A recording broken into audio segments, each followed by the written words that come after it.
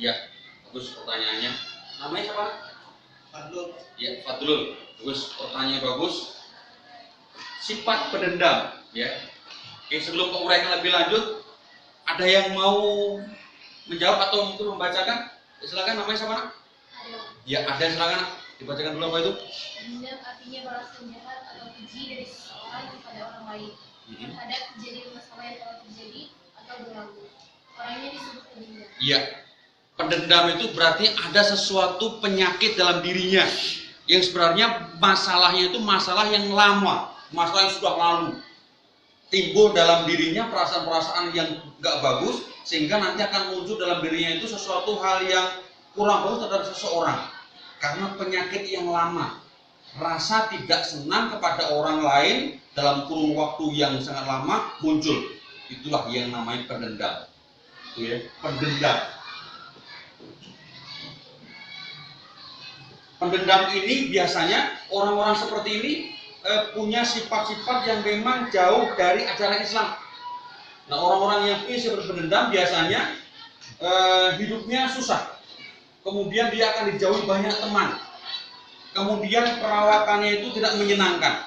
Orang-orang yang pendendam. Kemudian orang-orang yang pendendam dalam Quran ini menyatakan mereka itu akan digolongkan pada orang-orang yang tidak beruntung.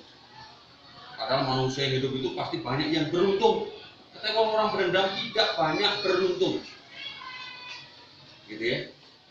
Jadi masalah pendendam ini sebenarnya kalau kita bahas, kita kaji lebih lanjut berkenaan dengan pendendam, itu juga ada dalam buku anak dan buku itu banyak dinyatakan ciri-ciri dari orang-orang pendendam. Ini kita bisa bacakan di sini. Yang pertama itu hobinya itu menyimpan rasa sakit hati, gitu ya. Kemudian yang kedua tidak mau memaafkan kesalahan orang lain. Ketika tidak suka melihat orang lain senang, suka menjelek-jelekan orang lain, kemudian selalu membuka aib orang lain. Nah, ini orang-orang yang pendendam, gitu ya. Jadi nanti kita sebagai orang yang beriman jangan sampai sifat pendendam ada dalam diri kita. Kemudian yang berikutnya adalah munafik. Ini termasuk penyakit hati yang perlu dan sangat perlu untuk dijauhi. Oke, sebelum Pak jelaskan lebih lanjut, siapa yang mau bertanya atau mungkin kurang pas apa itu munafik, silakan. Siapa? Ya. Kenapa orang bisa dikatakan munafik itu seperti apa? Ya, bagus, namanya siapa? Nabila. Bagus. Pertanyaan yang bagus. Orang bisa dikatakan munafik. Jadi, ada yang tahu? Ya, siapa namanya? Wahyu. Ya. Apa nak kedua sebutkan? Ciri-ciri orang munafik yaitu 1. Kalau berbicara bohong. 2. Kalau berjanji menyelisihi. 3. Kalau dipercaya berkhianat. Ya, luar biasa. Orang munafik itu 3 cirinya.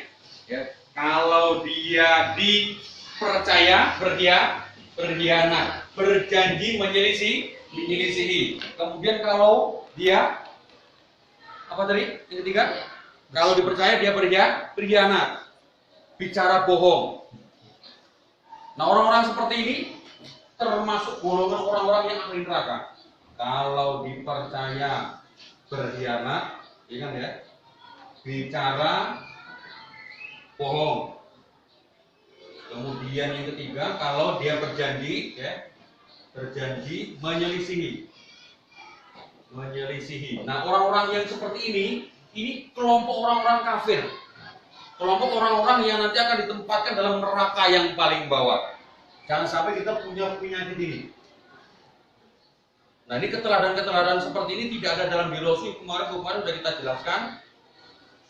Rasul itu jauh dari sifat-sifat ini. Jadi jangan sampai 3 sifat ini ada dalam diri kita. Kemudian bagaimana kita untuk selalu menghindarkan sifat-sifat dari munafik itu sendiri. Oke, karena kondisi waktu yang mungkin kurang banyak dan mungkin kita akan efektifkan. Jadi silakan kita akan kuis 3-4 soal. Silakan siapkan kertas satu lembar, dikasih nama, kemudian tulis soalnya, ya.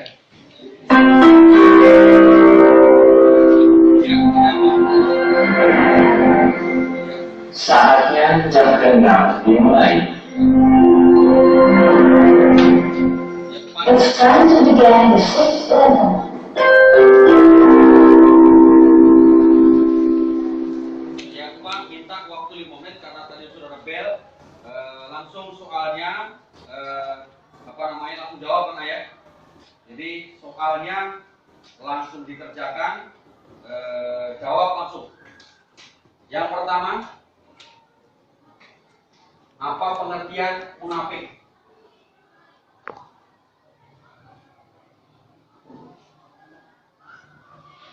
Oke, yang kedua, apa pengertian pendendam? Yang ketiga, ciri-ciri munafik.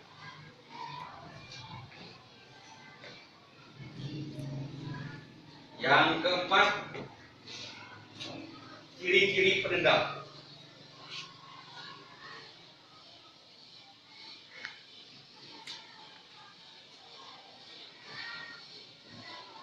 Ya, silakan.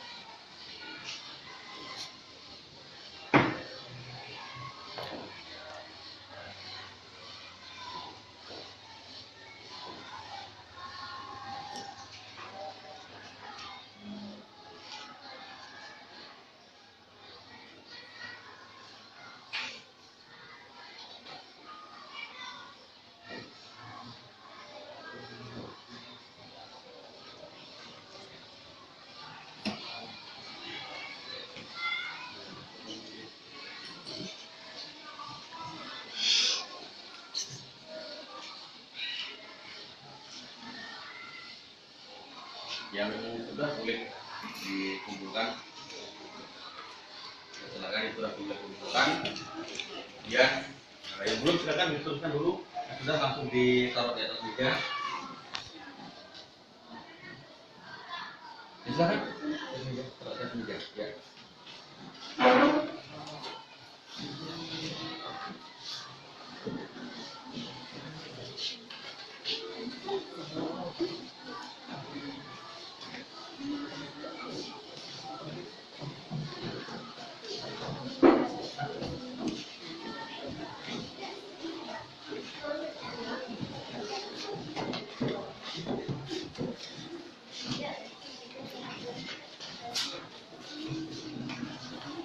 Oke, sudah semua?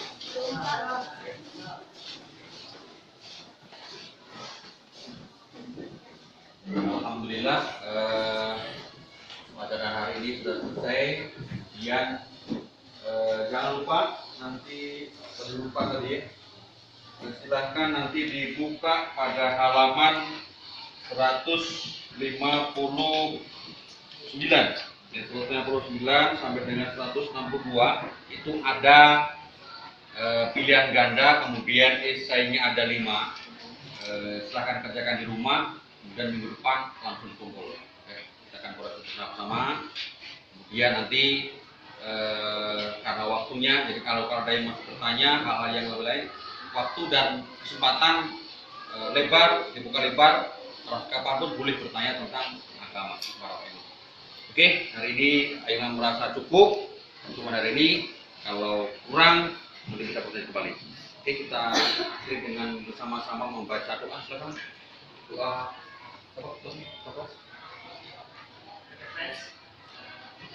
Our lesson is every day, so that we have to pray smart.